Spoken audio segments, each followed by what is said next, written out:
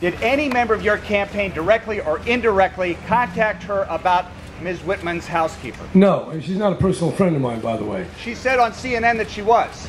Yeah, well, you know, she's come into my campaign when I was running, I think, for senator 20 or 30 years ago. I know who her is. I don't think I've talked to her, I don't know how long, a long time. So this is a Whitman ploy to deflect from the obvious problem of her own accountability, which she went up and down the state saying, be accountable, employers. And here, all the same time, she was violating the very principle that she was espousing. What would you have done, though, in her position? What would you have done? What would you have done differently? I'm not going to try to give her advice at this time.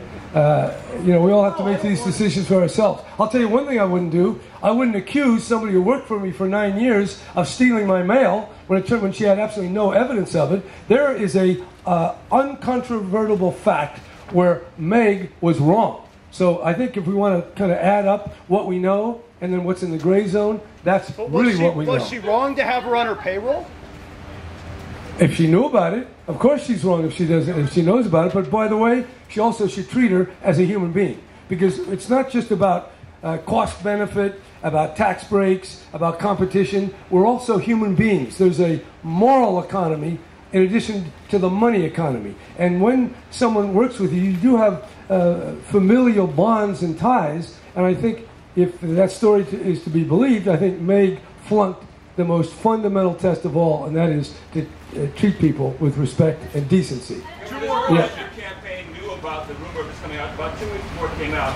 What was Hey, there are rumors around, man. You haven't even heard half of them. Oh, the last question. Well, that's a follow-up. Sure. Whitman has criticized you for not taking accountability for the Democratic Party's possible role in this, for your campaign aides floating it around, for the union's big ad buy, which includes these allegations. Look, they don't check with me on these things. They're independent. Let's be clear here. We have a situation where a woman worked for Miss Whitman for 9 years. We got a billionaire here. We got someone, you know, wasn't getting paid all that much, and then when something happens, she's gone.